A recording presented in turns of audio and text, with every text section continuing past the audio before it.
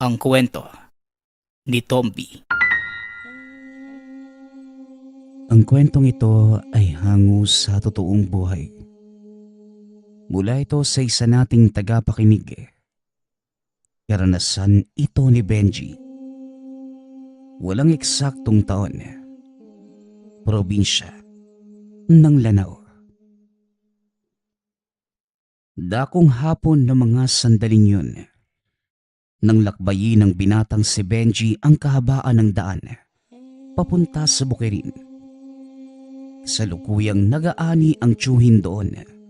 Susubukang makahingi ng panghapunan. Hindi pa nakakarating sa taniman, natigilan si Benji. Nang muli na namang makita ang isang malaking anino. Hindi man malinaw ang itsura.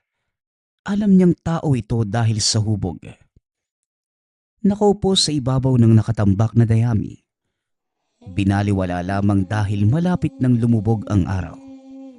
Kinakailangang makarating sa Bukirin upang maabutan ang tiyuhin. Pagkarating doon, may nakatabing ani para sa kanya. Alam ng tiyuhin ang antas ng pamumuhay ng pamangkin, kaya't kahit papano ay tumutulong din ito. Benji, pagpasensyahan mo na kung mangilan-ngilan lamang ito ha. Kailangan kasing ibenta ang mga naani para sa gastusin doon sa pinsan mong magkokolehiyo sa susunod na pasukan. May nakabalot na ring ulam dyan. Pagkasyahin nyo na lang. Bitbitin mo rin pala itong sulo para may ilaw ka sa daan. Siya nga pala, kung sakaling may mapansin kang kung ano-ano sa tabi, huwag mo nang balingan ha. Diretso lamang sa paglalakad. Wika ni Tio Hernan. Marahang tumango ang binata. Isinaisip ang sinabi ng tiyuhin. Ngunit sadyang mapaglaro ang pagkakataon. Muli na naman niyang nakita ang isang malaking anino ng tao. Sa puntong yun, nasa tabi naman ito ng daan. Natigilan sa paghakbang ang binata. Naguguluhan kung magpapatuloy o babalik sa Bukirin. Nakaramdam na din ito ng takot dahil sa presensyang hatid ng elemento. Hanggang sa tuluyan niyang nakita ang nilalang. Ang tangkad nito ay halos nasa 10 talampakan. Malaki ang pangangatawan nito na maihahalin tulad sa tao. At sa kabayo naman ang binti at ang ulo ng elemento. Sumasaya din sa lupa ang napakahabang itim na buhok. Ngunit kapansin-pansin ang gintong hibla ng buhok sa gitna ng ulo. Malaki ang ilong, malalaki ang mga kamay. Ngunit kalmado lamang ang mga mata at walang pinapahiwatig na panganib. Hanggang sa biglang napaigtad ang binata. Nang biglang magsalita ang elemento. Kumusta kaibigan? Huwag kang matakot. Isa kong uri ng engkanto na tinatawag niyong tikbalang. Tawagin mo na lang ako sa pangalang Sandro. Matagal na panahon na kitang pinagmamasdan. Ang kaso masyado kang mailap. Palagi mo kong iniiwasan. Kung hindi kita haharangin ngayon, wala pa ding mangyayari. Wika ng tikbalang. Pasimple pang sinampal ng binata ang sariling pisngi upang kumpirmahin kung nananaginip. Ngunit nang muling tignan ng kinalalagyan ng elemento, naroon pa din ito. Kahit sabihing kaibigan siya, walang tiwala si Benji dahil nangingibabaw ang takot ng mga sandaling yun. Walang pasabing kumaripas ito ng takbo palayo. Habol ang hininga pagdating sa tahanan. Pilit nitong kinalimutan ang naging engkwentro sa nilalang dahil naging abala din sa pag-asikaso ng sakiting lolo. Napansin na matanda ang pananahimik ng apo, kaya naman nagkusa na itong magtanong. Apo, ang lalim naman yata ng iniisip mo ha. Ano ba ang inaalala mo? Bakit nanginginig ka? Halos magdikit ang dalawa mong kilay sa pagiging seryoso. May problema ka ba? Sabihin mo sa akin para dalawa tayong mamroblema. Wika ni Lolo Jimbo. Sa puntong ito, hindi na napigilan ni Benji ang pagsabi ng totoo. Lo, naniniwala ka po ba sa mga elemento ng kagaya ng tikbalang? Paano po pala kung may makaingkwentrong ganong klase ng nilalang yung isang tao? May masama po bang mangyayari? Tanong ni Benji. Sa katunayan, edad 12 nagsimula ang pagpapakita ng mga elemento sa kanya. Magpasa hanggang ngayon na 16 anyos na ito. Noong una saglitang pagpaparamdam lamang ngunit ngayon, halos abutin na ng ilang minuto. Kanina pa lamang din ang unang pagkakataon na nakita sa malapitan at nakausap. Aba po, swerte yan. Yung mga kaibigan ko sa kabilang bayan, may inaalagaan ding engkanto. May mabubuti na tumutulong sa mga tao. Pero hindi maiiwasan na meron ding masasama na silang nagbibigay ng sakit o kamalasan. Bakit mo pala naitanong? Biglaan naman yan. May nadinig po kasi akong usap-usapan tungkol dito, kaya napatanong na rin. Ay oo. Nabanggit nga ni Tio Hernan mo na umaarangkada na naman ang pagkapilyo ng mga engkanto. May lahi kasi na nagnanakaw ng mga pananim. Nagreklamo na nga yung tiyuhin mo dahil maraming nawawala sa kanya. Mabuti na lang at may naaani pa at nabigyan tayo. Wika ni Lolo Jimbo. Napagtanto ni Benji ang sinasabi ng tiyuhin kanina bago umalis. Napaisip tuloy ang binata kung nakikita din ba nito ang nagpakilalang tikbalang sa kanya. Upang masagot ang katanungan, pinuntahan niya ang tiyuhin sa tahanan nito. May problema ba sa bahay?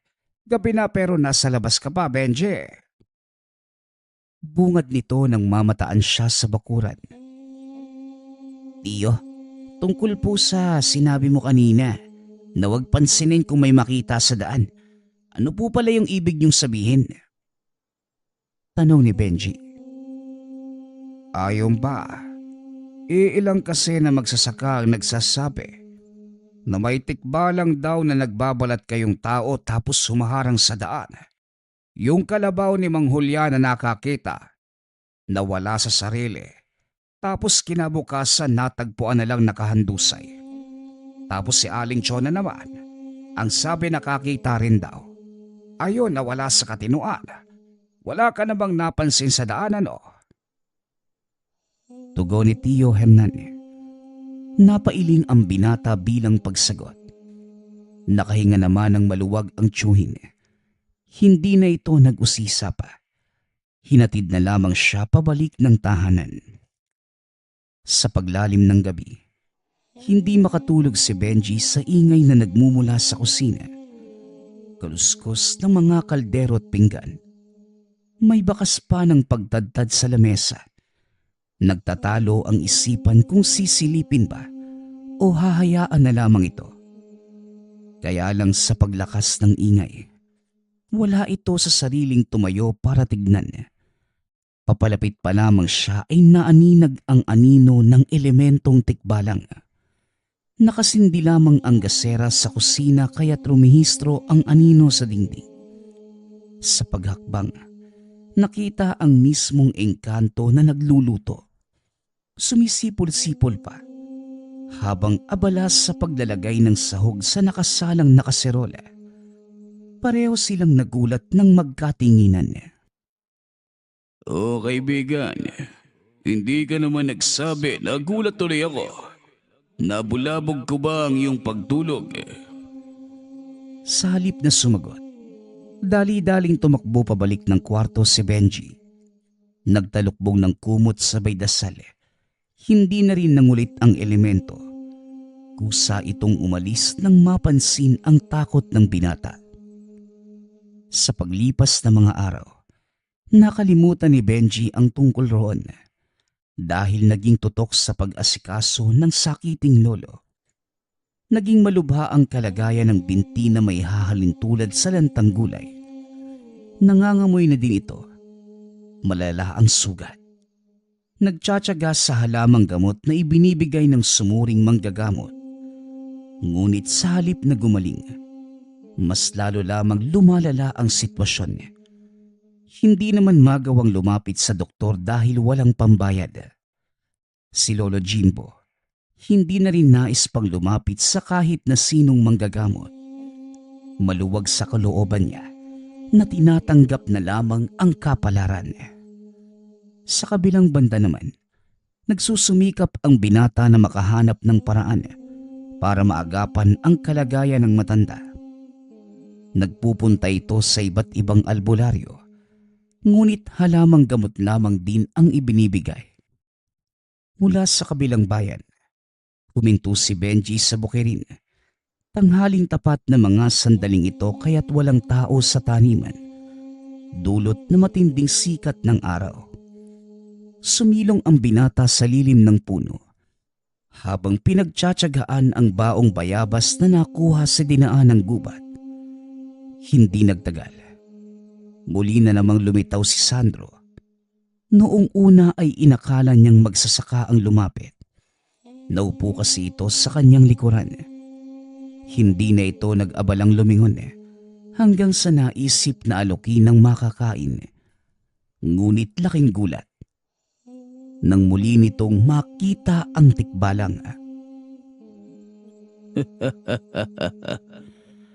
Aalukin mo ko ng bungang kahoy.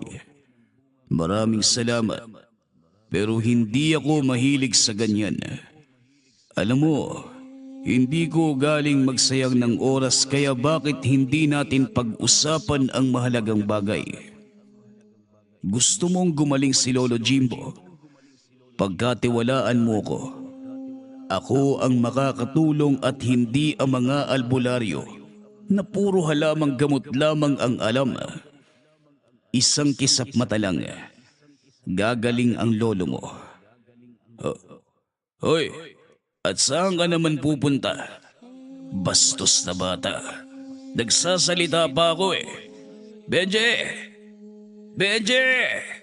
Pambihira. Wika ni Sandro. Walang lingon na kumaripas si Benji. Dinig na dinig nito ang sigaw ng malaking elemento. Ngunit dahil sa takot na bumabalot, hindi naisip na lumingon. Sa tulin ng takbo ay nakarating kagad sa tahanan. Naabutan ang lolo sa kalunos-lunos na kalagayan. Sa patuloy pa na paglalalang sitwasyon ng matanda, naisip ni Benji na kumagat sa alok ni Sandro. Ilang araw pinagpasyahan hanggang sa naging buo ang desisyon.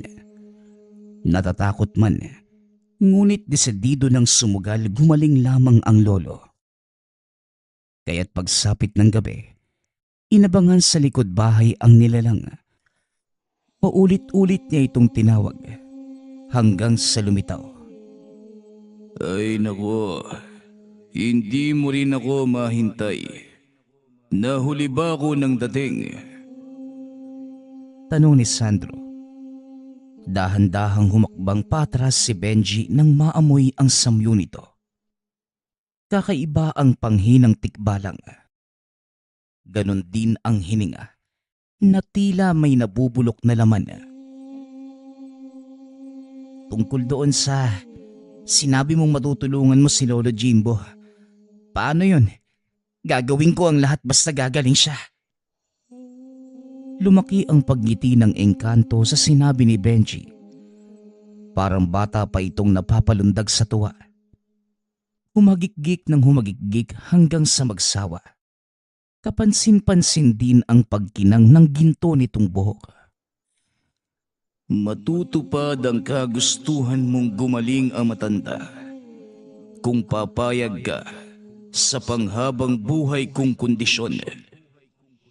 Ngayon, siguraduhin mong buo ang iyong pasya. Dahil sa oras na pumayag ka, wala nang bawian, walang sukan, walang atrasan. Kaya mag-isip ka, Benji. Babala ng elemento. Kinabahan ng binata sa sinabi nito. Ngunit alang-alang sa kalagayan ni Lolo Jimbo, lakas loob itong sumagot. Ano man ang kondisyon na gusto mo, handa akong gawin yun. Buo na ang pasya ko. Basta siguraduhin mong gagaling ng si Lolo. Wika ni Benji. Iwinasiwas ni Sandro ang naglalakihang mga kamay. Sinabayan ng pagsambit na mga katagang hindi maintindihan. Pagkatapos, lumiwanag ng husto ang ginto nitong buhok na tila sinag ng araw. Dumiretso sa kwartong kinalalagyan ni Lolo Jimbo. Matagal na tapos ang proseso. Ngunit nang sandaling nawala ang liwanag, nawala na rin ang karamdaman ng matanda. Nanlaki ang mga mata ni Benji na mga sandaling yun habang nakatitig sa mga binti ng lolo. Kung dati ay puno ng hindi magamot-gamot na sugat, ngunit ngayon walang ni isang galos na makikita. Mahimbing na din ang pagtulog nito at sa bawat paghinga, kaginhawaan ang hatid. Napaluha ang binata sa tuwa ngunit kagad pinutol ni Sandro upang klaruhin kung ano ang napag-usapan. Benji, nawala lang ang karamdaman ng lolo mo. Parang nakalimutan mo na ang ating kasunduan. Ngayon, oras na para talakayin ang ating kondisyon. Naging buo ang pasya mo kaya bukas, magsisimula rin ang bago mong buhay. Gamitin mo ang bagay na ito sa lahat ng hakbang na gagawin. Wika ng tikbalang. Dali-dali nitong hinawakan ang gintong buhok. Sabay bunot at iniabot sa binata. Hindi kagad tinanggap ito ni Benji. Nandidiri pa itong tumitig sa gintong buhok. Hanggang sa muli itong inilapit ni Sandro sa kanya. Ano naman yung gagawin ko sa... Teka, ano gagawin ko sa gintong buhok na yan? Sandali, paano to? Teka lang! Wika ni Benji. Kagad nawala ang nilalang. Lumisan ng hindi malinaw ang bilin. Magdamag na napaisip ang binata tungkol sa buhok na iniwan. Ngunit kahit nagtataka, itinago na lamang niya ito. Nang makita ang lolo, walang mapagsidla ng tuwa nang malamang wala na ang karamdaman. Humantong pa sa puntong bilang na lamang ang araw. Ngunit ngayon, bigla na lang siyang gumaling. Sumigla ito, mas malusog kumpara sa dati. Naging usap-usapan sa mga kapitbahay sa baryo at maituturing na isang milagro. Hinayaan ni Benji na ganon ang paniwalaan ng lahat, na isang himala ang nangyari. Dahil sa totoo lang, abala ito sa pag-iisip kung ano ang gagawin sa iniwang gintong buhok ni Sandro. Gumaling nga si Lolo Jimbo, pero namang problema naman ako sa buhok na to. Anong gagawin ko dito?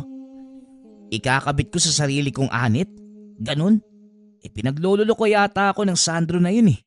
Bahala ka na nga dyan. Wika ni Benji. Kinalimutan ng binata ang tungkol dito sa kadahilanang napapagod lamang siya sa kakaisip kung ano ang gagawin. Subalit dumating ang puntong nasagot ang mga katanungan. Pagdating sa taniman, kung saan nagtitipon ang magsasaka para sa pananghalian, nakawala ang torong baka. Sinuwag nito ang bawat makikita. Sugatan ang iilan at may isang napuruhan. Aligaga ang lahat sa pagtawag ng manggagamot. Ngunit sa sobrang tagal ng pagdating, nilapitan ni Benji ang may malubhang kalagayan. Wala itong ideya sa nangyari sa sarili. Napagtanto na lamang na hinawakan ang sugat at hindi nagtagal. Naghilom ito. Nagkatinginan silang dalawa ng magsasaka. Parehong nagulat sa nangyari. Bago pa man isigaw ang kanyang ginawa, pinakiusapan niya itong wag nang ipaalam sa iba. Dali-dali rin siyang umalis sa lugar. Hindi makapaniwala ngunit alam niya sa sarili na kagagawan niyo ng gintong buhok ng nilalang. Nang mga sandali kasing yun, hinawakan niya ang bulsa na pinagtataguan nito upang maiwasan ang pagkahulog ngunit iba ang nangyari. Napaisip tuloy ng napaisip si Benji hanggang sa naunawaan ang takbo ng sitwasyon. Lalo na ang kasunduan sa pagitan kay Sandro.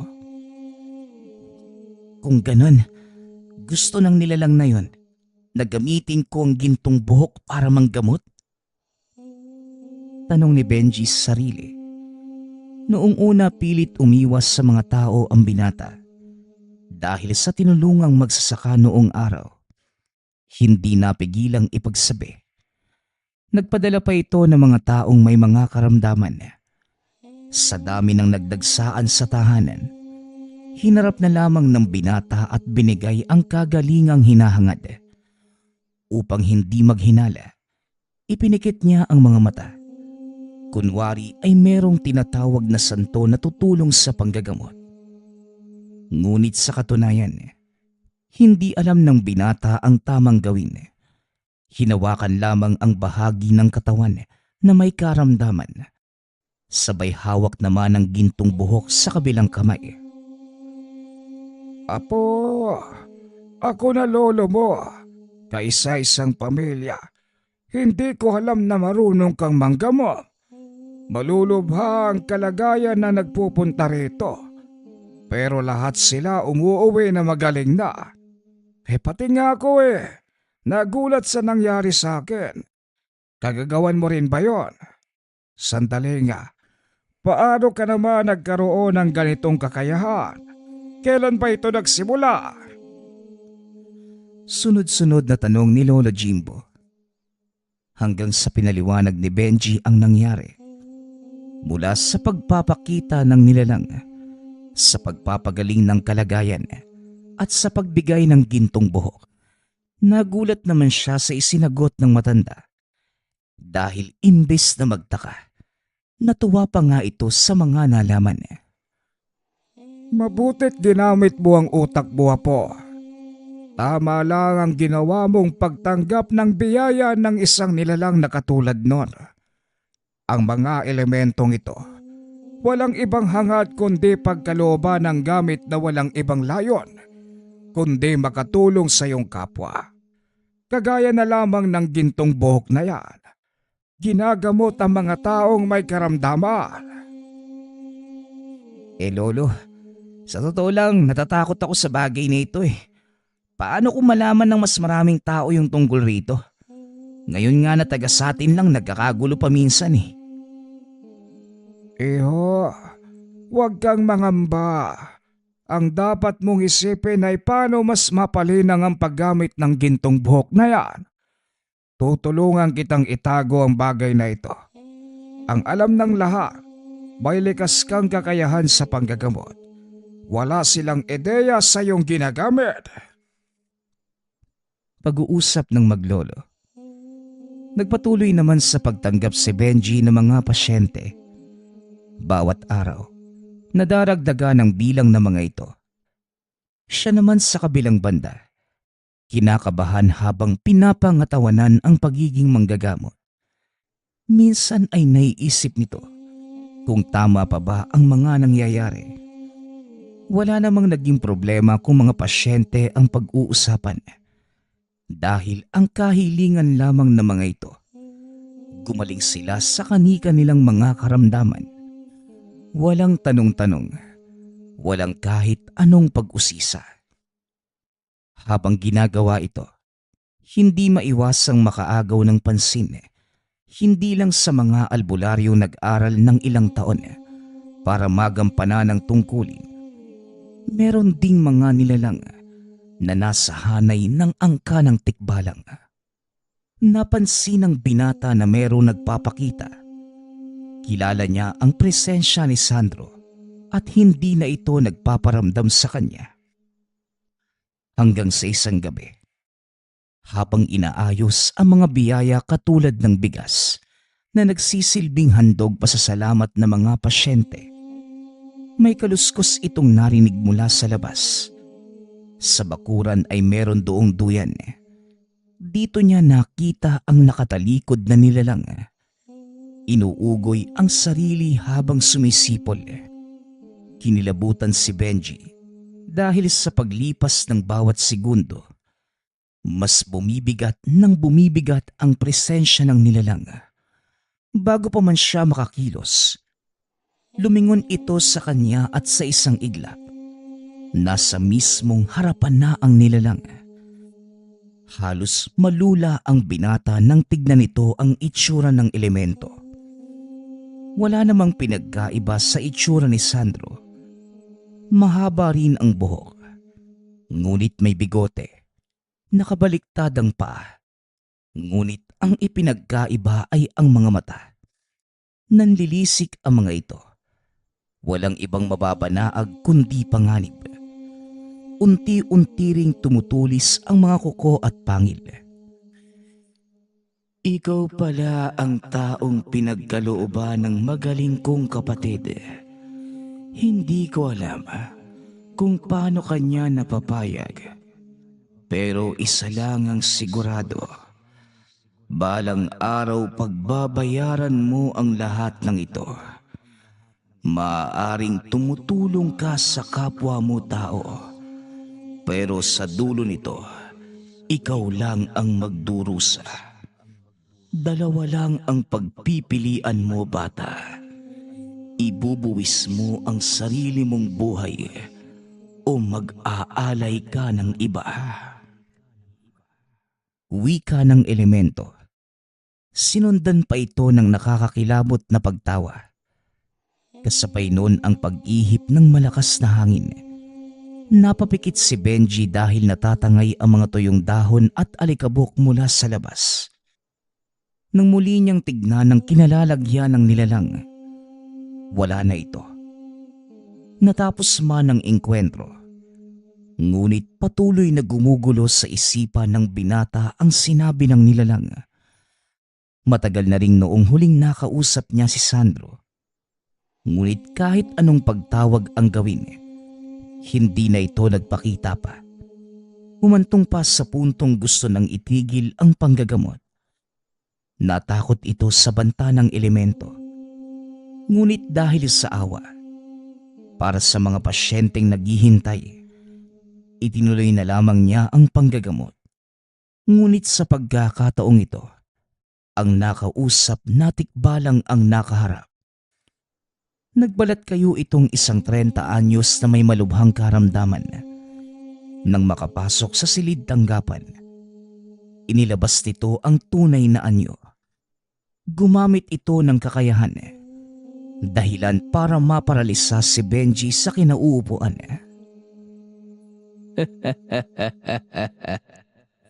Isa kang mangmanga. Nagpadala ka sa salita ko. Bata, nagsisimula na ang kalbaryo mo at ako mismo ang magpapataw nun. Ihanda mo na lamang ang iyong sarili para hindi ka na magulat sa mga mangyayari. Wika ng elemento. Wala sa sariling dinampot ni Benji ang matulis na gamit sa tabi. Sinaksak sa balikat nang tumalikod ang nilalang. Nagulat ito nang magawang makawala sa inilapat. Gaganti rin sana, kaso nang tangkang sasakta na ang binata, kusang nanlambot ang mga kamay. Galit na umalis ngunit nag-iwan muli ito ng banta. Hindi mapalagay si Benji sa mga nangyari. Hindi lang buhay niya ang pinagbantaan, pati na ang kay Lolo Jimbo at mga pasyente. Sunod-sunod na rin ang gabing nagpaparamdam ang nilalang. May mga malalaking aninong nanggugulo ng mga gamit sa tahanan. Minsan pa ay tinatakot siya sa pamamagitan ng pagtangkang pagsaksak kay Lolo Jimbo.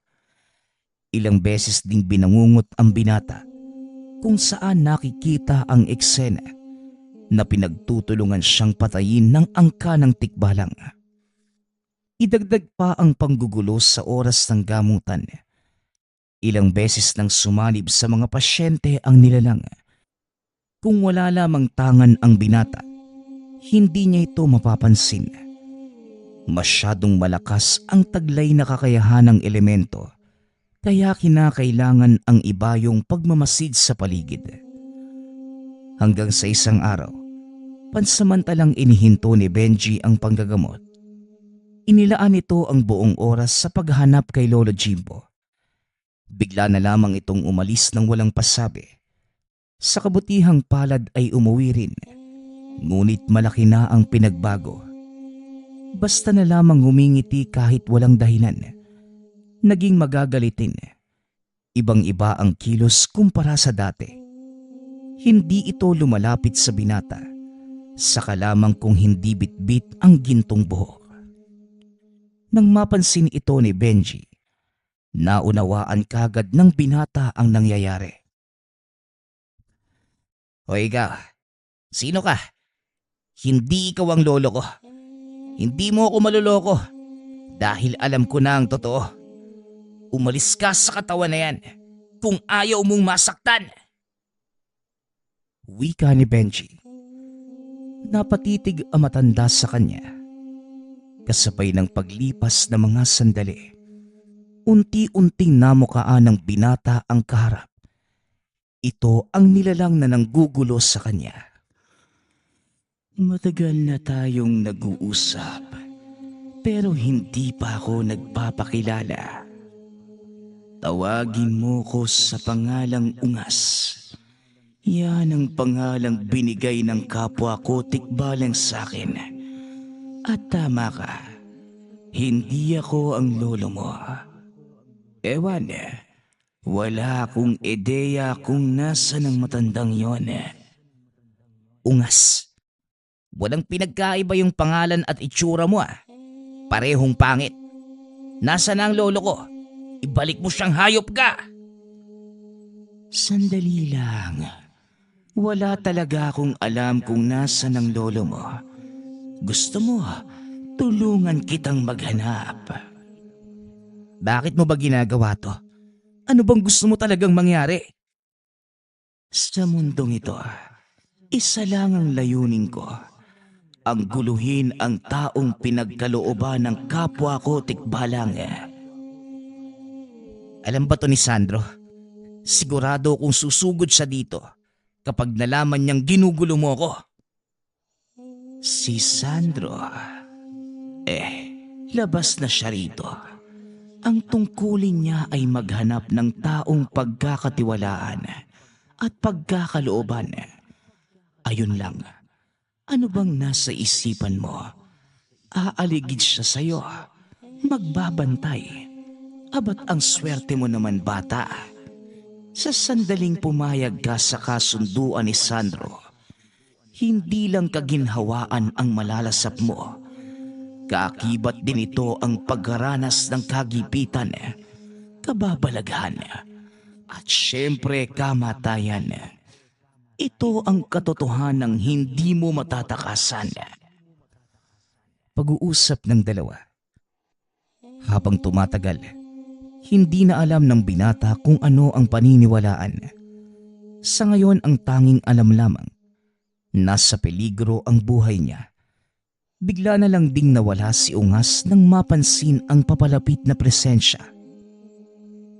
"Benji, may kausap ka pa bang ibang elemento maliban sa akin? Hindi ko nasabi na bawal kang makipag-usap sa ibang nilalang. Ako lang dapat ang Hindi mo rin sinabi na may kaakibat pala itong panganib. Umalis ka ng walang malinaw na bilin. Tapos lilitaw ka para sermonan ako. Sandro, marami nang nangyari magmula ng araw na binigyan mo ko nito. Sana pala, hindi na ako humiling sa katulad mo." Wika ni Benji. Akmang itatapo na sana ng binata ang gintong buhok. Ngunit nakadikit lamang ito sa kanyang kamay. At kahit anong gawin, hindi ito natatanggal.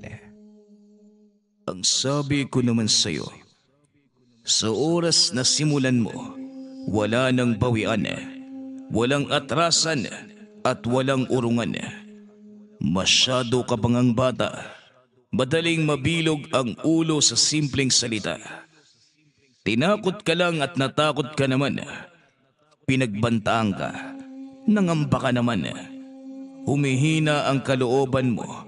Makarinig ka lang ng kung ano mula sa iba. Benji, subukan mo kayang ilagay ang tiwala mo sa gamit. Wika ni Sandro. Natahimik ang binata. Sa narinig mula sa tikbalang, napagtanto nitong madaling mapaniwala ang sarili sa mga salita ng iba. Ibinalik nito ang tiwala sa gintong buhok nang makitang ligtas ang lolo. Dinala ito ni Ungas sa mundo ng mga tikbalang. Ngunit dahil naroon si Sandro, nagawan niya ng paraan. Nangako itong ibabalik ang matanda bukas ng tanghali. May sinusunod ding oras ang mga elemento sa pagbalik ng mga binihag na tao. Nang sumunod na araw, unti-unting nawala ang takot ng binata. Magmula sa puntong nagtiwala ng husto sa gamit, hindi na ito nakaramdam ng anumang kaba. Nagpatuloy ito sa panggagamot. May mga pagkakataon na si Ungas ang nakakaharap. Hindi lang magawang puksain dahil ayon kay Sandro, may tamang araw at oras sa pagpaslang ng ganitong klase ng nilalang. Pinagpasensyahan muna ang panggugulo ng elemento. Ngunit nang dumating ang itinakdang araw, dito sila nagkasubukan. Sa bakanting lote kung saan nagpang-abot si Benji at Ungas. Binalot na matinding presensya ang kahanginan. Nangibabaw ang banta ng panganib mula sa nilalang. Sa pagkakataong ito, kampante si Ungas. Nakuha pang pagtawanan ang binata at kung ilarawan ay isang talunan. Naghahamon ka pang bata ka. Huwag kang iiyak kapag natalo ka, ha? Hindi panahon ang kaisipan mo para sa ganitong usapin. Padalos-dalos kang masyado. Kahit may gamit ka mula sa kapwa ko tikbalang, wala kang laban sa akin. Alam mo ba kung anong araw ngayon? Ito ang oras ng aming kalakasan. Wika ni Ungas. Di patunayan mo na ito ang araw nyo ngayon. Magpakitang gilas ka sa akin. Malakas ka naman eh. Gusto ko ang sinasabi mo. Mas ginaganahan akong durugin ka. Pwede na rin ang ganito para mas mapabilis ang pagtapos ng paghihirap mo sa mga kamay ko. Pag-uusap ng dalawa. Unti-unting lumalaki ang hubog ng katawan ng tikbalang. Lalo ding humaba ang mga buhok. Nanlilisik ang mga mata. Tumutulis ang mga pangil at mga kuko. Kagad itong nagpakawala ng enerhiya sa hangin na dahan-dahang sumasakal sa binata. Pagkatingin, nasa likuran na si Ungas at walang pasabing nangalmot. May pagdurugo sa natamong sugat subalit walang nararamdamang sakit. Umatake ng umatake si Ungas. Kasabay ng pagkagat, pagkalmot at pagsakal.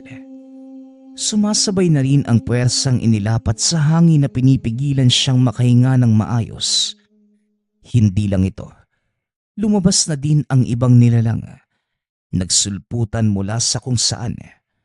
Ilang sandali pa nakapalibot na ang mga ito sa kanya.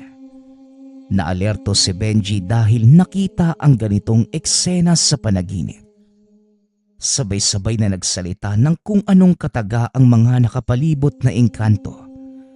Nanlilisik ang mga mata. Mas kumakapal ng kumakapal ang mga buhok. Napapansin ni Benji na sa paglaki at paglakas ni Ungas ay siya namang panghihina ng mga nilalang na nasa paligid ng tikbalang. Dito napagtanto ng binata na hinihigop ni Ungas ang enerhiya ng mga kasamahan niya. Nang maging ganap ang transformasyon nito bilang dambuhalang elemento, walang pasabi itong umatake. Subalit nakahanda na ang gintong buhok na nakapulupot sa kamao ni Benji. Hindi maintindihan ng binata ang nararamdaman ng mga sandaling yun. May lakas na nananalaytay sa katawan niya. Nagbago ang paningin niya. Naging kulay pula. Kasabay nito ang nag-iisang ideyang pabalik-balik sa isipan. Walang iba, kundi ang puksain ang kalabang nasa harapan. Nang sumugod si Ungas, sinalubong. Walang ibang binato kundi ang naglalagablab na kamao. Dumiretso ito sa dibdib ng elemento at tumilapon sa malayo. Nilapitan ni Benji at naabutang duguan ng nilalang. Nakasandal na lamang sa kaputol ng punong sinalpukan. Nangihina, hirap nang tumingin sa kanya. Hindi na rin nakapagsalita dahil binawian ng buhay. Dumako ang tingin ng binata sa dibdib nito. Malaki ang butas, bakas ng pagsuntok. Dahan-dahang namutla ang kulay ng balat hanggang sa kusang nadurog. Naging abo at tinangay ng hangin. Unti-unting natauhan si Benji. Hindi man kontrolado ang sarili kanina, alam pa rin naman ang nangyayari. Tama nga si Sandro. Kailangan ko lang magtiwala sa bagay na to. At para sa sinabi mo kanina, Ungas, hindi ngayon ang oras ng kalakasan mo. Dahil ngayon ang araw ng iyong kamatayan. Wika ni Benji. Patapos ang sagupaan, wala nang naging bantapas sa buhay ng binata. Kaya lang piniling lumipat ng ibang lugar para sa ikatatahimik ng lahat. Humantong kasi sa puntong nakilala ang kanyang pangalan sa mga karatigbayan. Nagsidagsaan ang mga pasyente at may mga pagkakataong nag-aaway-away ang mga ito. Ayaw ng gulo ng binata kaya't nakiusap ito kay Sandro. Wala namang tutol ang nilalang. Sinuportahan niya ito sa anumang gustuhin. At sa bagong nilipatan, iba yung pag-iingat ang ginawa. Maging dito ay usap-usapan ang engkantong nanggugulo sa taniman. Hindi na niya napigilan ang sarili at naitanong ito kay Sandro. Ayon sa tikbalang, hindi ito nagmula sa kanilang angkan. Pinigilan siyang mangelam upang maiwasan ang anumang kaguluhan. Natigil din naman ang usaping to kalaunan.